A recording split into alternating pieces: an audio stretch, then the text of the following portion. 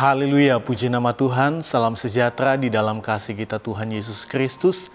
Kita bersyukur kita bisa berjumpa lagi dalam Renungan 79, keluarga Jemaat GPDI El Shaddai Magelang. Tuhan berkati kita semua dimanapun kita berada. Mari kita terus alami pembaruan di dalam Tuhan setiap hari dengan merenungkan firman Tuhan menggunakan 365 hari yang mengubahkan hidup Anda. Puji nama Tuhan. Dan firman Tuhan pada saat ini saya beri tema dari Allah bagi Allah. Di dalam Injil Lukas 2 ayat 13 dan ayat 14, demikian firman Tuhan. Injil Lukas 2 ayat 13 dan ayat 14. Dan tiba-tiba tampaklah bersama-sama dengan malaikat itu sejumlah besar bala tentara sorga yang memuji Allah, katanya, kemuliaan bagi Allah di tempat yang maha tinggi dan damai sejahtera di bumi di antara manusia yang berkenan kepadanya. Kalau kita mengobservasi siapa saja yang terlibat dalam peristiwa ini, ada malaikat dan para gembala. Dan apa peristiwa? Malaikat Tuhan. Jadi peristiwa ini adalah ketika malaikat Tuhan menjumpai para gembala dengan membawa pesan kelahiran Yesus Kristus di dalam dunia. Itu adalah pesan yang dibawa. Dan waktu itu juga diikuti dengan tampak sejumlah bala tentara sorga yang memuji Allah. Seperti yang dijelaskan di dalam ayat ini. Nah, di mana tempat peristiwa ini terjadi? Di padang rumput. Dan saat kejadian ini terjadi pada malam hari. Nah, sekarang kita akan melihat interpretasi makna dari kata-kata. Saya akan menjelaskan makna dari kata-kata pujian bala tentara sorga di dalam ayat 13 dan ayat 14. Yang pertama, kemuliaan bagi Allah di tempat yang maha tinggi. Kemuliaan bagi Allah ini merupakan pengakuan bahwa segala sesuatu yang terjadi adalah untuk memuliakan namanya, untuk memuliakan Allah. Malaikat-malaikat sorga memuji Allah karena kelahiran Yesus adalah manifestasi dari kasih dan anugerah Allah yang besar bagi manusia. Bapak Ibu yang diberkati Tuhan, peristiwa kelahiran Yesus ke dunia ini adalah puncak dari rencana Allah untuk menyelamatkan manusia dari dosa. Dan ini sudah dinubuatkan di dalam perjanjian lama. Kasih karunia dari Allah untuk manusia. Supaya apa? Supaya manusia bebas dari kuasa dosa. Manusia diselamatkan. Dan supaya manusia mengembalikan pujian penyembahan hanya bagi Allah. Sebab hanya Allah yang layak terima pujian dan kemuliaan. Karena segala kemuliaan dan pujian hanya layak diberikan kepada Allah. Dari Allah bagi Allah.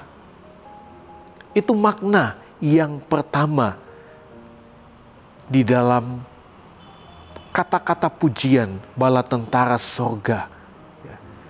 Nah, yang kedua, dikatakan damai sejahtera di bumi di antara manusia yang berkenan kepadanya. Kelahiran Yesus Kristus itu membawa damai sejahtera. Membawa damai sejahtera dari Allah bagi dunia. Dan bagi siapa? Bagi manusia yang berkenan kepadanya. Atau bagi manusia yang membangun hubungan dengan Allah melalui Kristus Yesus. Artinya damai sejahtera ini hanya bisa dialami oleh mereka yang menerima Yesus. Mereka yang menerima Dia sebagai juru selamat dan hidup sesuai dengan kehendak-Nya dalam kasih dan dalam kebenarannya. Itu makna yang kedua. Jadi makna yang pertama adalah kemuliaan bagi Allah di tempat yang maha tinggi, artinya hanya Dia Allah yang layak untuk terima segala pujian, hormat, dan kemuliaan. Dan damai sejahtera di bumi di antara manusia yang berkenan kepadanya. Dari Dia ada damai sejahtera bagi setiap kehidupan kita. Bagi kita yang menerima Dia sebagai juru selamat di dalam hidup kita, hidup di dalam kebenarannya. Bapak, Ibu, Saudara yang diberkati Tuhan, saat ini kita akan melihat aplikasi apa yang harus kita terapkan di dalam hidup kita. Dari peristiwa ini, dari kata-kata pujian yang disampaikan oleh bala tentara sorga atau para malaikat yang ada di sorga, yang nampak kepada para gembala. Yang pertama yang harus kita terapkan dalam hidup kita adalah hidup memuliakan Allah.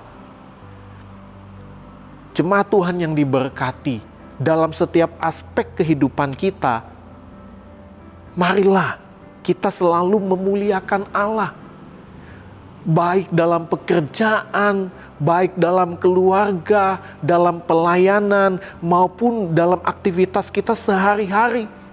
Biarlah nama Tuhan yang selalu dimuliakan di dalam hidup kita. Contohnya, memuliakan Tuhan itu kita lihat ketika kita bekerja dengan jujur, dengan integritas, kita sedang memuliakan Tuhan, kita sedang memuliakan Allah. Itu sebabnya mari kita bekerja dengan jujur, bekerja dengan integritas dalam apapun yang kita lakukan. Saat kita melayani orang lain, layanilah dengan kasih. Kita juga sedang memuliakan Tuhan dalam hidup kita. Banyak hal yang kita lakukan yang tentunya semua terarah kepada Kristus. Itu adalah sikap hidup yang memuliakan Allah. Kalau kita melihat di dalam perjanjian lama, contoh ada Yusuf. Seperti apa keadaan Yusuf dan seperti apa yang dia alami pada waktu itu. Tetapi dia berusaha untuk hidup jujur di hadapan Tuhan. Dia berusaha untuk hidup melakukan kehendak Tuhan. Itulah kehidupan yang memuliakan Allah. Dari kehidupan Henok, dari kehidupan Ayub sekalipun ada dalam penderitaan, tetapi dia adalah seorang yang saleh. Itulah kehidupan yang memuliakan Allah. Jadi mari kita memuliakan Allah itu bukan hanya saat kita bernyanyi, memuji Tuhan di gereja atau dalam ibadah-ibadah dalam persekutuan. Tetapi mari kita memuliakan Tuhan dari cara hidup kita juga. Kejujuran, ada integritas, ada ketaatan, sikap hidup yang baik dari perkataan-perkataan kita, perilaku kita. Sebab segala sesuatu yang terjadi dalam hidup kita adalah dari Allah dan hanya untuk kemuliaannya. Yang kedua, yang harus kita terapkan dalam hidup kita, hidup dalam damai sejahtera Allah. Jemaat Tuhan yang diberkati, damai sejahtera Allah itu adalah hadiah dari Allah kepada kita, kepada manusia. Melalui siapa? Melalui kelahiran Yesus Kristus. Itu sebabnya mari kita terus hidup dalam damai sejahtera Allah. Allah sudah memberikan damai sejahteranya. Dan tentunya setiap kehidupan kita yang sudah menerima damai sejahtera Allah melalui kelahiran Yesus Kristus, mari kita mau terus hidup di dalam damai sejahtera Allah. Artinya kita jangan keluar dari damai sejahtera Allah. Seperti apa hidup dalam damai sejahtera Allah? Hidup dalam damai sejahtera Allah artinya hidup dalam kasih dan pengampunan. Itu yang pertama, hidup dalam kasih dan pengampunan.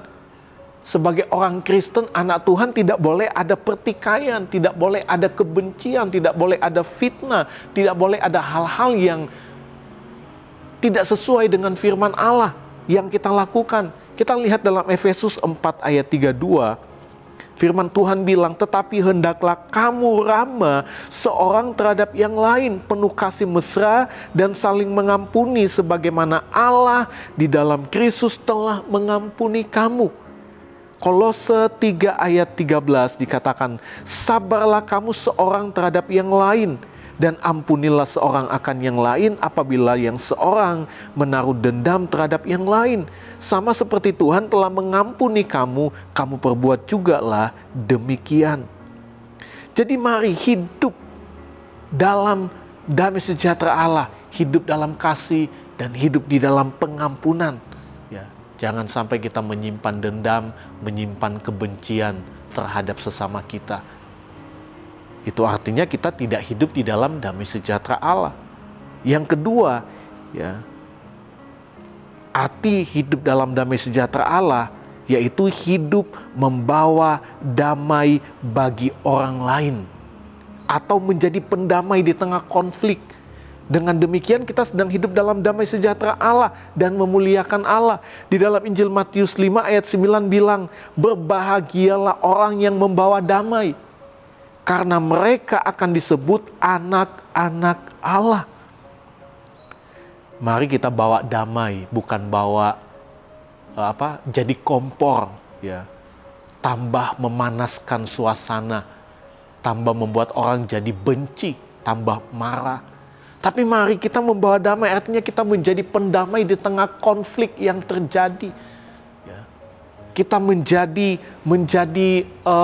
solusi bagi orang yang sedang ada konflik, yang orang sedang ada dalam pertikaian, supaya mereka pun mengalami damai sejahtera Allah.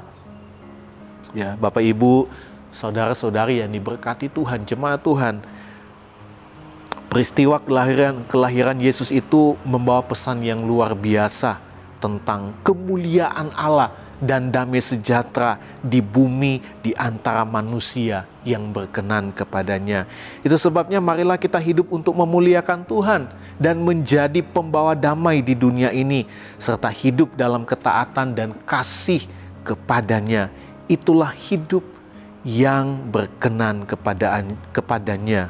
Ya, saya menutup renungan pada saat ini dengan satu ayat firman Tuhan dalam Roma 11 ayat 36. Dikatakan, sebab segala sesuatu adalah dari Dia dan oleh Dia dan kepada Dia, bagi Dialah kemuliaan sampai selama-lamanya. Tuhan Yesus berkati kita semua. Terima kasih Bapak Ibu, saudara-saudari yang telah mengikuti Renungan 79. Kiranya setiap renungan yang sudah kita dengar dapat menjadi berkat kekuatan bagi kita semua.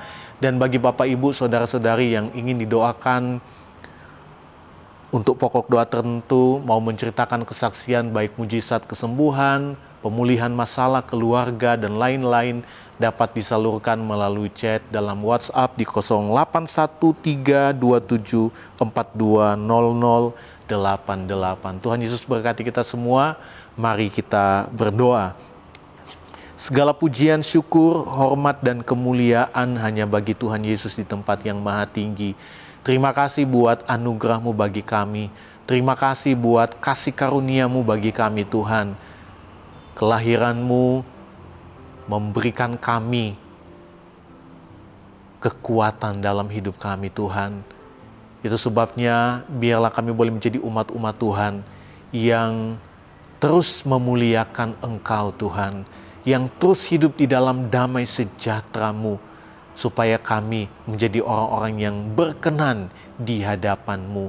Terima kasih Tuhan, berkati seluruh kehidupan jemaat Tuhan GPDI El Shaddai Magelang, dimanapun mereka berada, usaha, pekerjaan, rumah tangga mereka diberkati oleh Tuhan. Yang sakit, Tuhan jamah, Tuhan sembuhkan. Terima kasih Bapa yang baik, bagi Engkau ya Tuhan, satu-satunya Allah yang penuh hikmat. Oleh Yesus Kristus segala kemuliaan sampai selama-lamanya. Di dalam nama Tuhan Yesus Kristus kami berdoa. Haleluya. Amin.